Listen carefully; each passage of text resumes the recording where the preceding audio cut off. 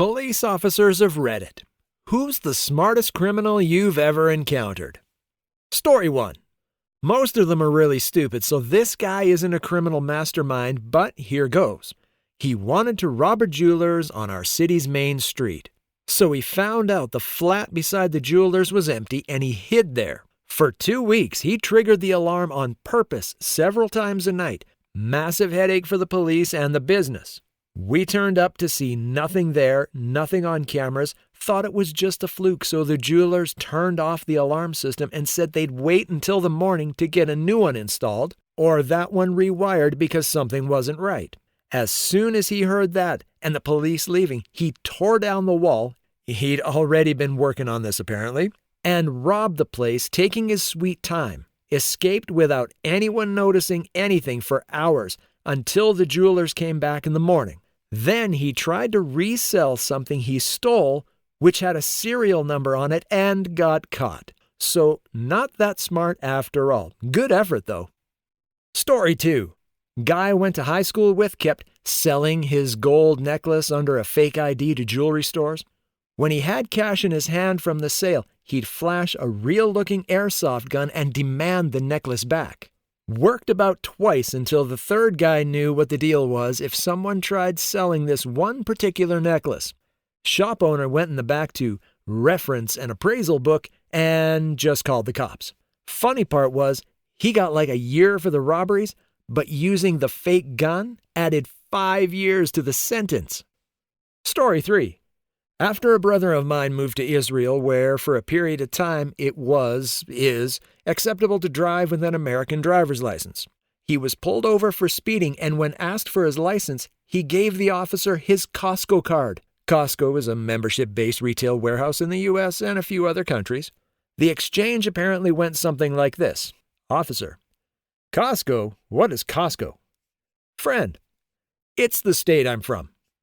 Officer: That sounds made up. Friend: There are lots of states you probably haven't heard of. Have you heard of Arkansas? How about Idaho?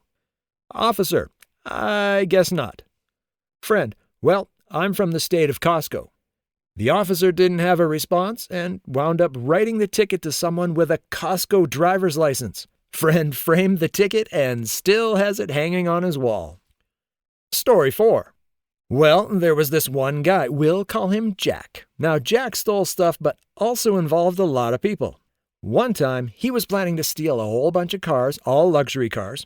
So what he did was he got his people to call 911, etc., from all different places and countries to tell them that a car theft was taking place in multiple places.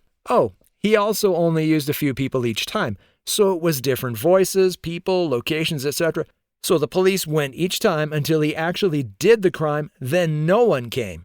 He was never caught. When the owner of those cars came, the police didn't believe him. 10 out of 10 genius right there.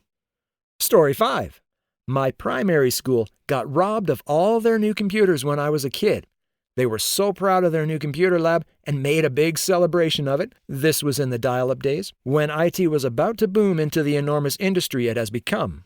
The guys managed to jimmy a window enough to get a stick through and wave it around in front of the motion sensors until they set the alarms off.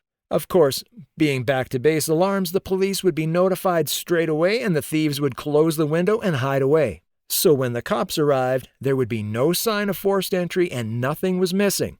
So it looked like a faulty alarm. They continued this cycle until the cops got the shits and stopped responding. Then they were free to empty the place out, and no one found out until the computer lab teacher unlocked the door the next morning. I never found out if they got busted in the end or not, but I like to think they didn't. Story 6. The story goes like this. A homeowner walks out one morning to drive to work only to find his car missing. He reports the car stolen to the police. A few days later, his car is sitting back in front of his house. When he gets inside, he finds a note. It was an apology that said the thief was in dire need of quick transportation, so he borrowed the first car he found with the keys inside. The writer noticed the sticker on the car for the local sports team, and just so there were no hard feelings, he left 4 tickets to an upcoming game in the glove box for the homeowner and his family. So the homeowner and his family attend the game, but when they return home, They find the house has been ransacked and all items of value are gone. Story 7. There was a guy with over 50 speeding charges with the name Prauro Jazdi.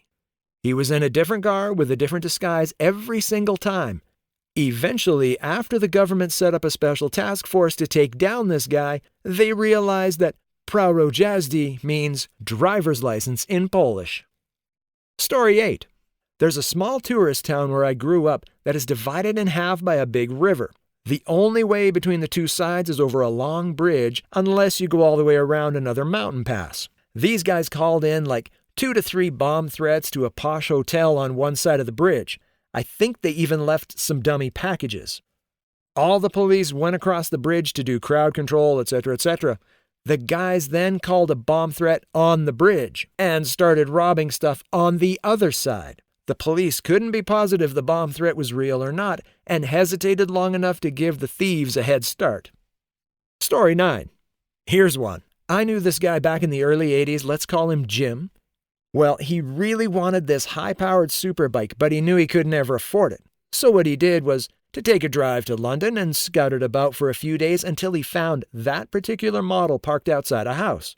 Well, he goes back that night with a slide hammer, pulls the lock, and steals the bike. He gets home, puts it in his garage, and completely strips it so that the only thing left is the frame and the bottom half of the engine, which he drags into the weeds at the bottom of his garden, then pours fuel over it and burns it a bit.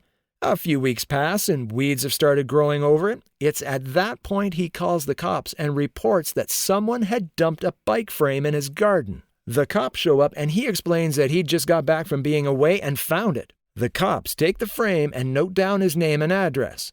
A few days later, the cops call him and say that the bike had been stolen from London a month or so ago, from the serial number on the bottom half of the engine and the frame, and that the insurance company had classed the bike as a write-off and had told the cops to just dispose of it. Now, because the frame was found in his garden and the insurance company didn't want it, the cops were duty-bound to ask him if he wanted to keep it, or if they should throw it. So he tells them that he'd always wanted to build a bike. He gets the frame back from them, repaints it, then puts it all back together and re-registers it as a Q-Reg, stolen and recovered. I forgot to call him Jim, didn't I? Story 10. Working in a home improvement store when I was younger, this guy came in, went to the snowblowers, took one, and went to the return desk. Said he wanted to return it, but had no receipt. They told him, "You need a receipt."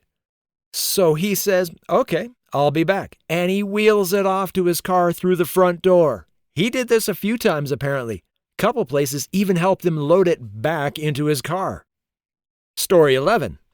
Close on 20 years ago now, a guy on Australia's Gold Coast got away with a bank robbery in broad daylight. He cased the bank for a while and discovered a pattern of the bank manager arriving about 30 minutes before anyone else each morning, where he would leave the front doors unlocked so staff could help themselves in without a key or needing to wait for the boss to come and let them in. One morning, the crook dressed himself up for a busy day of office work and waited for the bank manager to arrive. As the manager was unlocking the doors, he made his move, entering the building and threatening the manager with a gun. He got all the details he'd need to access the vault and so forth, and then tied up the manager and stuffed him in his office. When the staff arrived, he told them that the manager had called in sick and that regional office had sent him in to do the open shop thing, and no one batted an eyelid. Well, this bank had a small walk-in vault that normally only held about 30 to 50K on any given day, but old mate had timed his robbery for the morning after business banking day, when all the local small businesses would make their end-of-week deposits, and reportedly got a score of close to 250,000K. Once the vault was open, he pulled his gun out and invited all the staff to enter the vault and locked them in. By this stage, the bank was due to be open, so when he went to leave, there were a number of customers waiting to get inside to do their banking. He told them all that there had been an issue with the computers and that the tech team had estimated it would take about 30 minutes before the issue would be resolved and that they couldn't open until then. Then he got into his car and drove straight to the airport and flew to Hong Kong and then disappeared. To my knowledge, the cops never caught him and never managed to find the money. They knew he'd have to leave most of it in Australia somewhere because you can only take $10,000 in cash in any currency out of the country before customs pulls you into their interview rooms, so the assumption was that he'd have to have an accomplice here who would funnel the money to him slowly over time. Story 12. Homeless guy in my hometown figured out he'd committed some act of petty theft and he'd get a night in jail, a warm place to sleep, and a hot meal. So he'd show up, turn in his stolen goods, and that would be that. After a while, the police would just tell him to take back whatever he stole the next day. Quite the town character. Story 13. A French thief who spent 10 years in prison became a comedian when he got out. One of his stories. Finds a building, goes in, chooses a floor, and transforms the exit door into an extra apartment. Puts the apartment number, fake lock, welcome rug, etc. Puts an iPhone for sale. The person comes to buy it. He opens the door in a shower robe and says, "Give me 1 second, I'm just going to count the money." And poof, he's gone from the exit stairs. So feel free to leave a comment below about any of the smartest criminals you've ever encountered. And don't forget to like, don't forget to subscribe, and we'll catch you in the next one.